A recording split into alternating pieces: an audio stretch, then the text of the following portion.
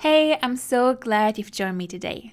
Since you're watching this video, there's a small chance that you're procrastinating right now when what you really want to be doing is painting or creating art. But don't worry, you're definitely not the only one. Procrastination is so common among artists and creatives. And despite what some people might think, it is not a sign of laziness or a lack of passion. Usually, it simply means that something is going on underneath the surface that's holding you back from getting started on your creative hobby or finishing pieces of art. And the root cause of that procrastination is usually perfectionism.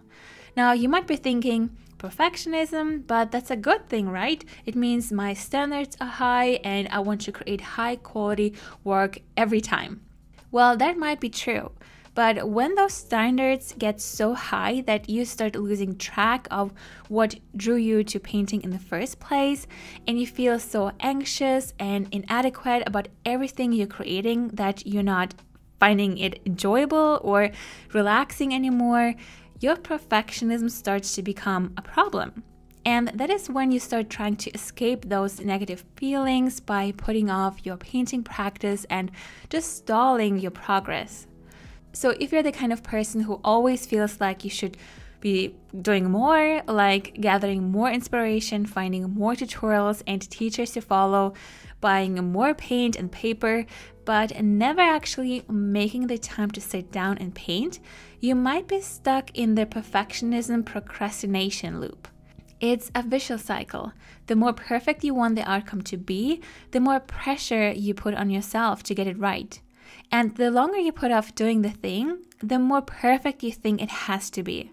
And let me tell you, that loop will keep going around in circles until you find a way to stop it in its tracks.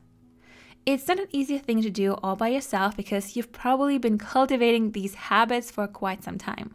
You might not even be aware of all of the ways they're showing up in your life, but it can be done, and I'm going to show you how.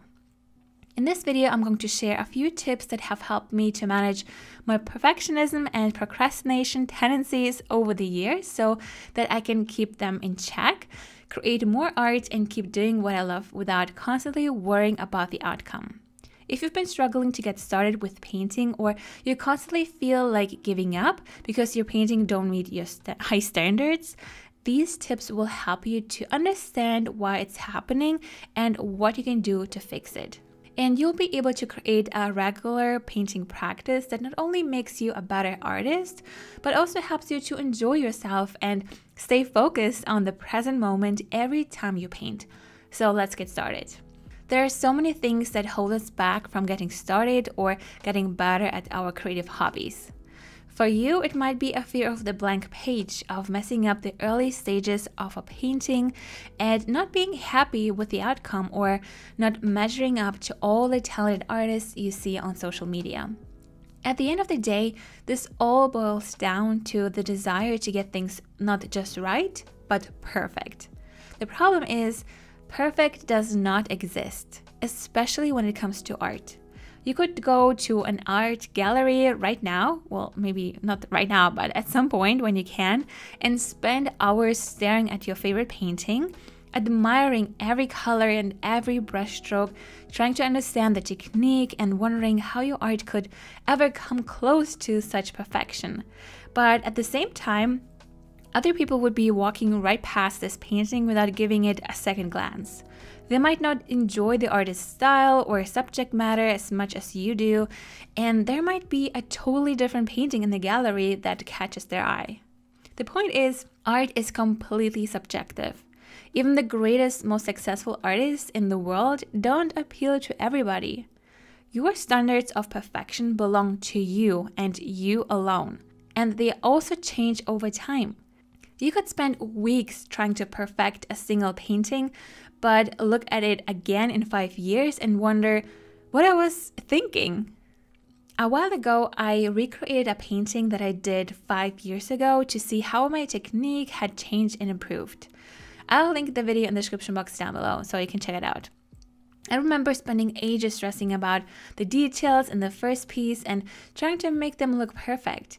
But when I look at them today, I have no idea why I painted the trees like that or why I used a certain watercolor technique.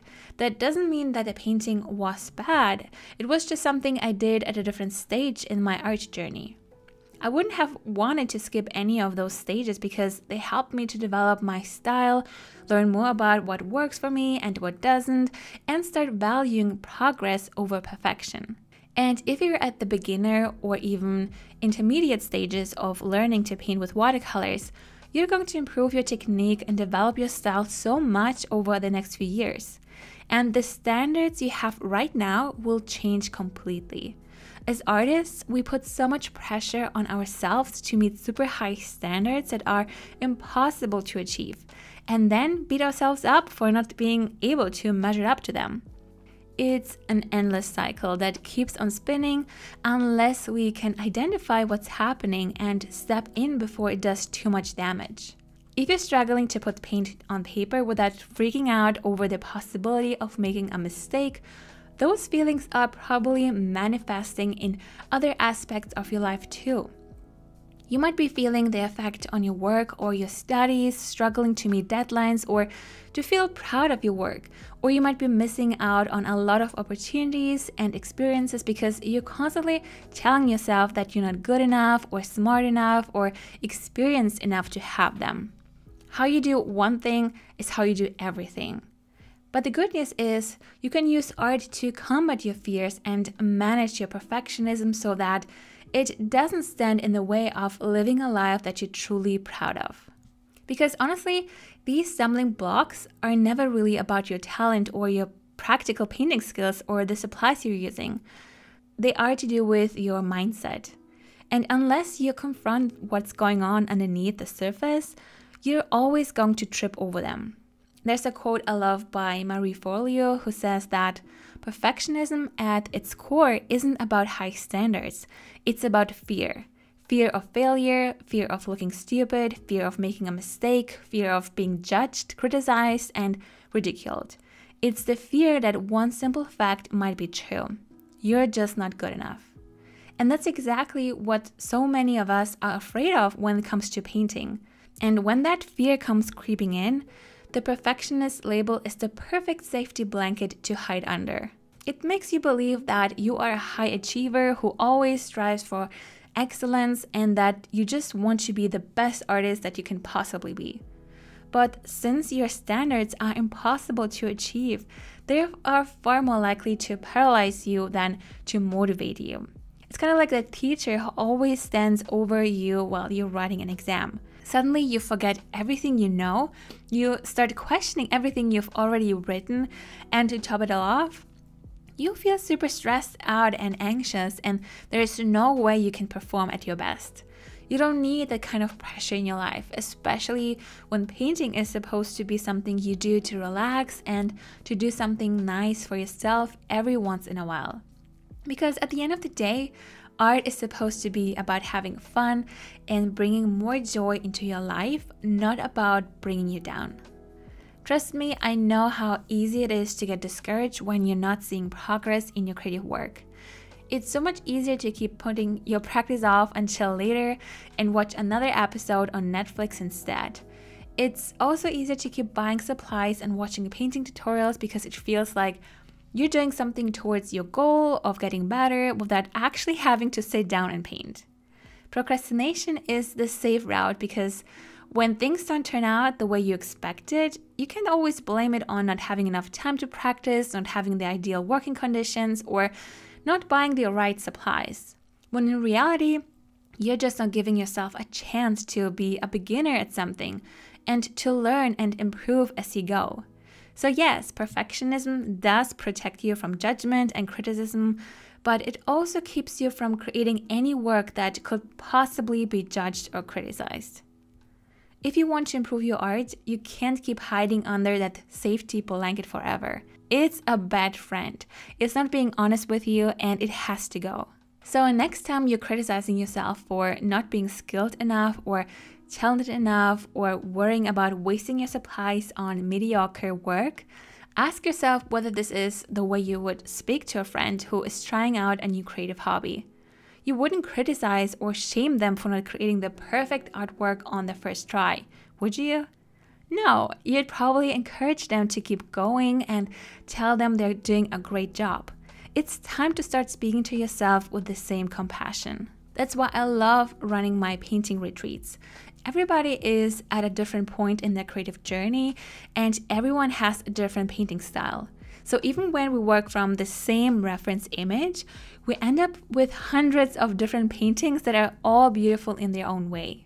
And having that community feeling allows my students to feel that support and encouragement to keep going through the messy stages and even when they feel like quitting. But even if you're not in a creative community like that, you can support yourself on every step of your art journey by committing to the learning curve and accepting that you can't change where you are right now. If you're in the beginner stages and you're still learning the basics, the best thing you can do for your art is to keep practicing as often as you can, regardless of the results. And that's not going to happen with your inner perfectionist hovering over your shoulder all the time. If starting a new creative project seems really stressful to you right now, you can focus your practice on individual techniques rather than full paintings. Every time you master a new technique, you feel a boost in your creative confidence and know that you're making progress. And progress is always better than perfection, because every time you sit down to paint, you'll be able to see yourself improving right there on the page instead of aiming for some abstract idea of perfection. The two biggest challenges for perfectionist procrastinators are getting started with projects and finishing them. You can probably think of a task that you've procrastinated for ages. Maybe it was replying to an email, taking out your recycling, or decluttering your wardrobe. The longer you put it off, the bigger it seemed, but when you actually got started on it, it only took you 5 minutes. And finally having it done gave you a huge sense of relief and accomplishment. It's like that with painting too. Artists who are just starting out with painting and don't already have an established practice often struggle to get started because they feel like they need to have the best supplies, the right kind of lighting, and the ideal working conditions before they start putting paint on paper. Let me know in the comments if you can relate to that. While it's totally normal that you want to give yourself the best possible start, just remember that the perfect time won't come your way. You can always gather more reference images, find another tutorial or mentor, and buy better quality brushes. But unless you make the time to get started, there will always be just one more thing to do. And actually, you might find that having a really fancy setup and really expensive supplies might make you feel intimidated and overwhelmed. Sometimes it's best to set the bar low and start just simple. If you have watercolor paints and paper, you already have everything you need to get started. So next time you're getting ready to paint, why not make it really easy for yourself? Prepare all your paint and brushes in advance, decide on the tutorial you want to follow or the technique you want to practice, and just get started. It's as simple as that. And if you're feeling stuck on what to paint, I have a whole video about that, which I'll leave linked in the description box below. Like we've already established, there's no such thing as a perfect painting, but there is such a thing as a finished piece. And you, as the artist, have to make the executive decision on when the project is finished so that you can move on to the next one. But there's always more to tweak and perfect, especially when you're almost at the finish line. Sometimes we feel like we're painting for hours, when in reality we're just getting bogged down in the details because we're paralyzed by our perfectionism. And a lot of the time, these changes are completely unnecessary. So you might find yourself overdoing things and even losing that beautiful loose quality that you've been aiming for with your watercolor painting. So if you've been struggling to finish your painting projects lately, try setting a timer while you work. So when the timer rings, declare the painting finished. And if you want, you can choose to move on to the next one. This will challenge you to work more quickly and in a loose way and help you combat the urge to procrastinate. Because there's no time for fixing mistakes. You'll start training yourself to accept your pieces the way they are and moving on. I actually did a timed paint-along video of a mountain landscape a few weeks ago, so if you want to try out this technique for yourself, feel free to check it out. Honestly, those final tweaks never matter as much as you think they do, and finishing your work always feels a whole lot better than aiming for perfection. And if your worries around finishing your painting stem from fears of judgment or criticism from others, just remember that you don't have to share your art with anybody if you don't want to. Plus, you are your own worst critic anyway, so you've probably already gone through the worst case scenarios in your head and don't need to worry so much about what other people might say. If you do feel comfortable sharing your work with others, it can be really helpful to surround yourself with a positive circle of people who will uplift and motivate you when you get too stuck in your head. This is why so many of my students love the painting retreats and my courses I run every few months. There's so much power in surrounding yourself with a non-judgmental support system who can offer you some perspective on your work when your inner critic just won't shut up. Even having one supportive friend, family member, or partner to cheer you on can make you feel less alone with your work and encourage you to keep going. Many students in my courses and retreats look at the end result of a project they want to try out and feel intimidated.